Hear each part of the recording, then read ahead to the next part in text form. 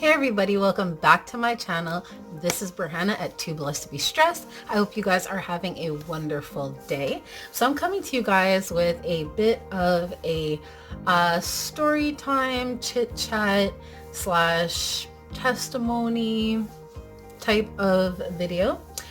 So so let's just jump right in. A lot of you guys probably don't really know me on a more personal backgroundish level. A lot of the videos that I post are clean with me's, decor videos, and so on. I don't do a lot of like sit down chit chat videos anymore. But yeah, given the circumstances and the situation right now with the whole COVID, the lockdown, the everything, I figured it would probably be a good time to have like a nice sit down conversation with you guys, especially since I have not been posting. I just haven't really felt to post my usual content, and I mentioned that like in another video, a video before this, why.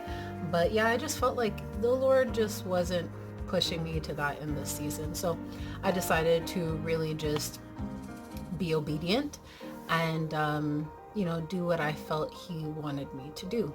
So yeah, without further ado, let's get to it. So I grew up mainly with my older sister. We grew up with our grandmother. She raised us. And we had like, I wouldn't say an average childhood, but a pretty basic childhood in terms of, we went to school, we had chores, we got an allowance, things like that. No, we did not grow up in the mom and dad typical, family unit type of joint, but for the most part, we never lacked. That's for sure. We never lacked. Excuse me. My grandmother made sure that we had everything we needed. My grandmother was actually an educator. She was that since back in the day in Barbados, so education was always extremely important for her. She made sure that, we did our best, and yeah, she expected that from us. For the most part, I would say I was like a pretty outgoing, social butterfly-ish type of child. As most siblings, I got on my sister's nerves a lot. I always wanted to follow her around. I actually remember that they used to have this, what did they call it? Like a club? Did they call it a club?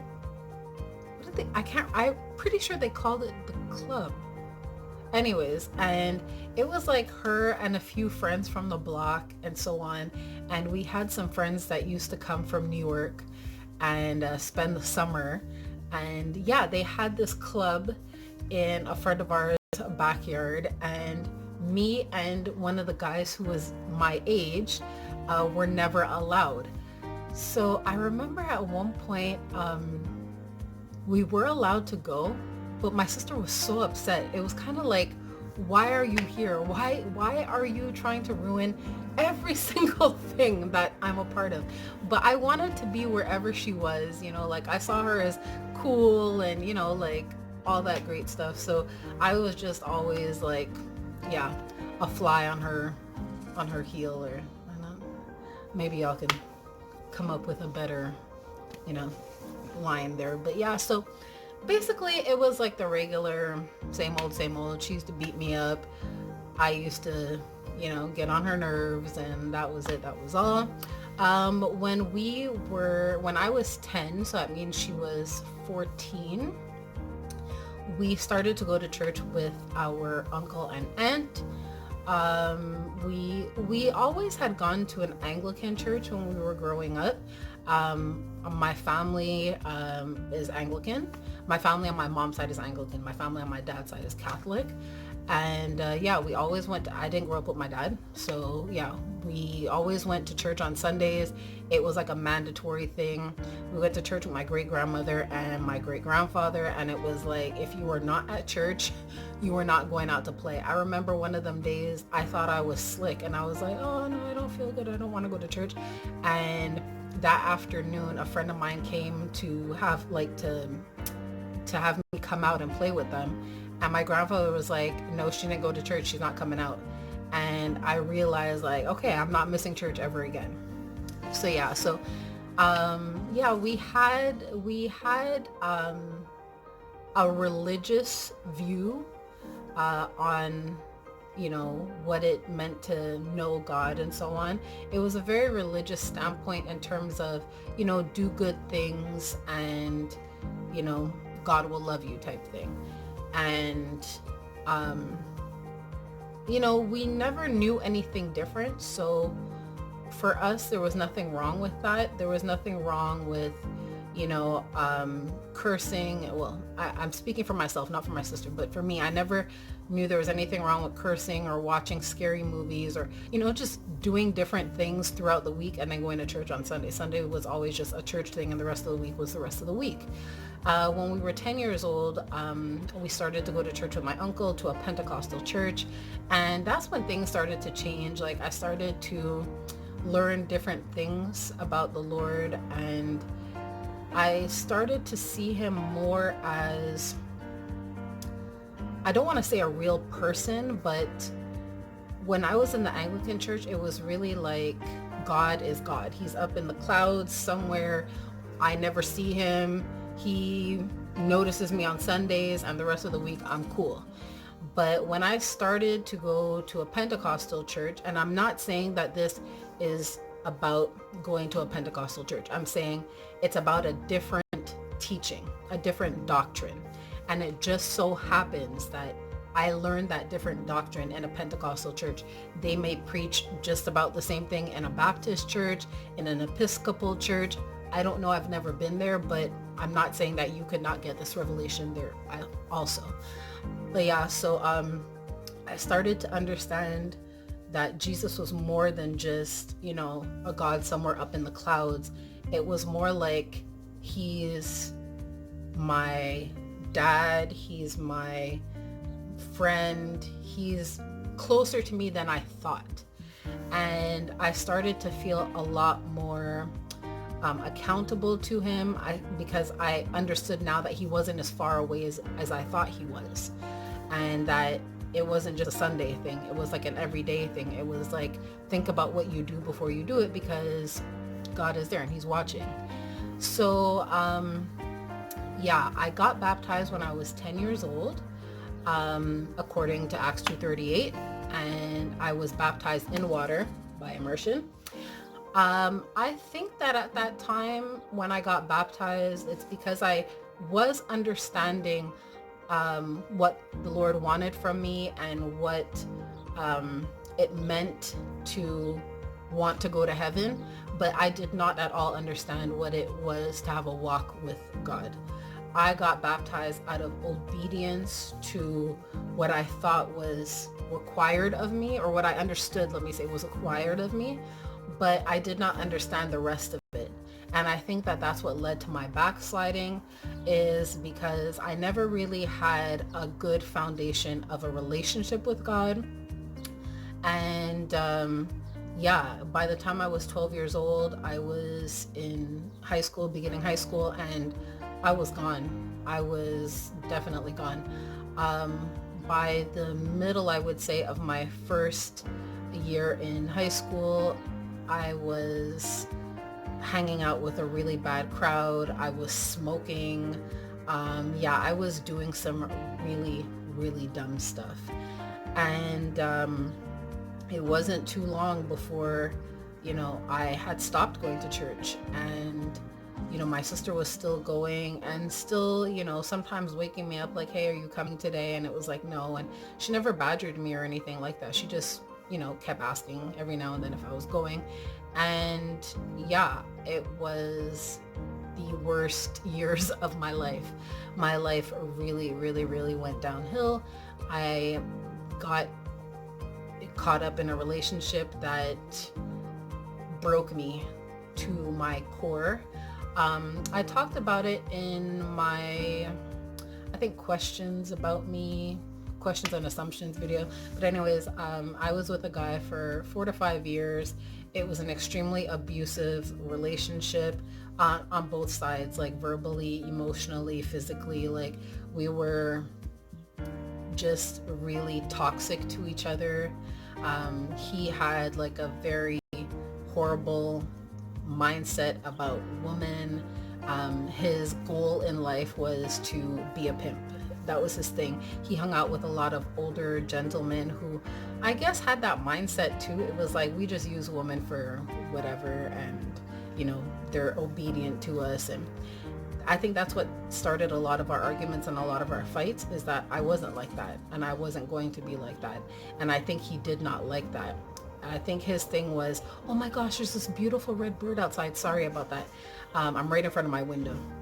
But yeah, so I think his issue with me was that, I was supposed to be his homie, his boo, and I was supposed to be down with everything that he was with, and I wasn't gonna be that girl. No, I just wasn't gonna do it. And it got to a point where if it wasn't gonna be me, he was gonna find somebody else. And that was another part of our arguments and our fights, was that now he was trying to find other girls to do this with, and by any means, basically. So if that meant being promiscuous with them, and just whatever. And obviously I didn't like that. So anyways, long story short, that relationship came to an end, not before I completely destroyed my life, my health.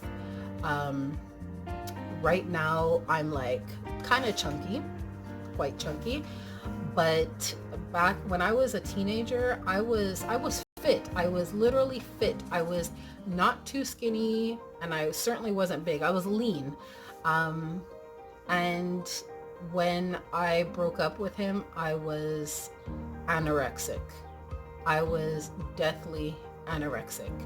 My mother was worried that I was on drugs.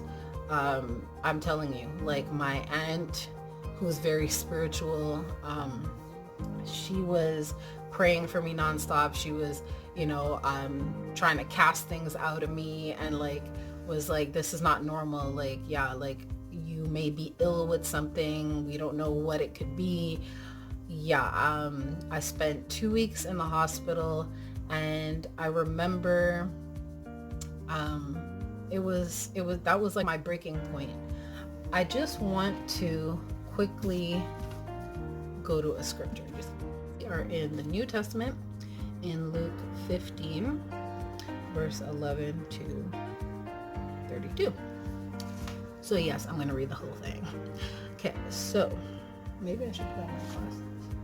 Sorry, y'all. I try not to film with glasses because when the light reflects off of them, but I'm not using my ring light. Sorry, my glasses are almost broken, and I'm just praying, like, they're holding on by my prayers. Okay, my fervent and effectual prayers are like gorilla glue to my glasses right now, because I ain't trying to have to pay for new glasses right now.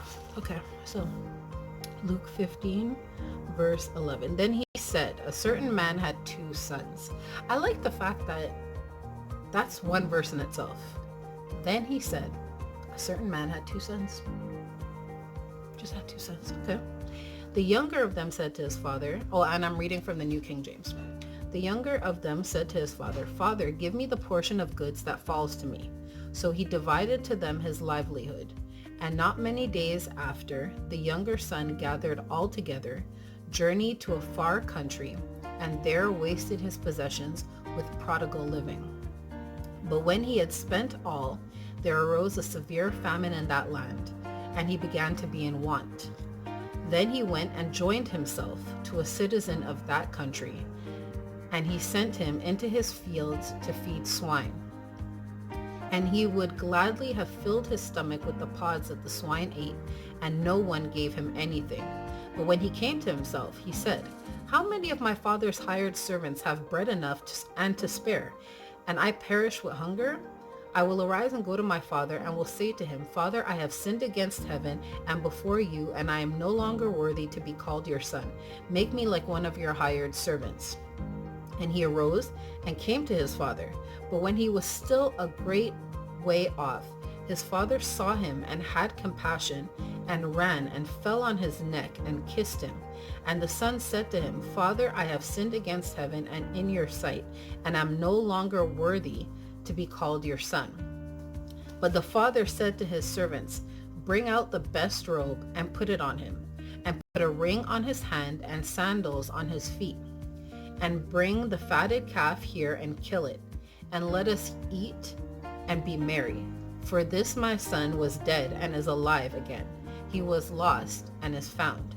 And they began to be merry. I'm going to stop there, actually. Yeah. So just because the other part of it is maybe not pertinent to what I'm saying right now. So, listen. When I tell you I am a prodigal in all its perfection, I am a prodigal, and I'm proud to say that I'm a prodigal. I will never hide the fact that I backslid, I was in the world, and I had to make that journey back. I was literally in that situation where, so many nights, so many times that I literally had to cry out to God and be like, I don't know if you care to listen to me. I don't know if you're hearing me.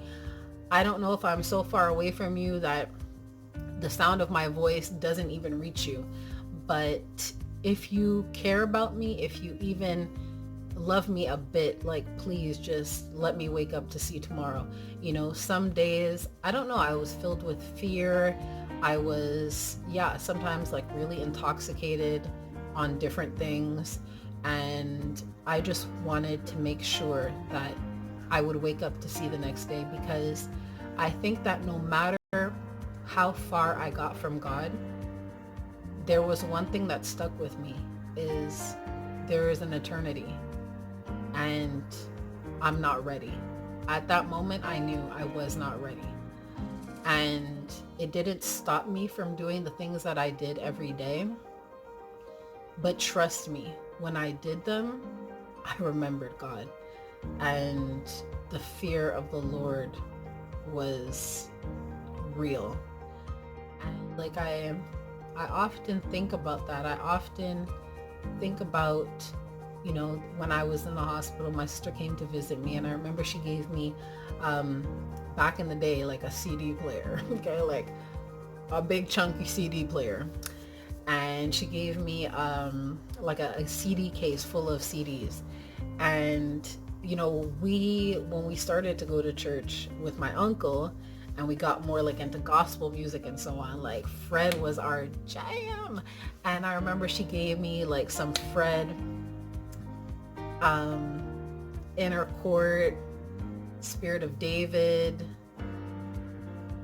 There's another one, and I can't remember the name of it, and she's probably like, come on, you know it. But yeah, so which one has Don't Pass Me By? Anyways, Fred Hammond. She gave me some Fred Hammond and a few other artists. And I remember like, I sat in that bed, that hospital bed. I was in the hospital for like 3 weeks. And I was just so lonely. And, at that point, it had been almost 3 weeks since I smoked a cigarette.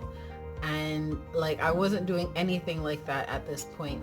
And I remember just listening to that music, and I just saw it in my mind's eye, like me being dirty and filthy and smelling like a pig trough, and making my way back down the road to Jesus, and thinking to myself, like, I'm so ashamed, I'm so dirty, the stench of my sin is like all over me, and I don't know what's gonna happen when I see him. And in my mind's eye, I remember seeing Jesus standing at the top of that road, just like the prodigal son. And hold on, see that it was like full, so horrible time to have to cut that. But yeah, so like I was saying, I just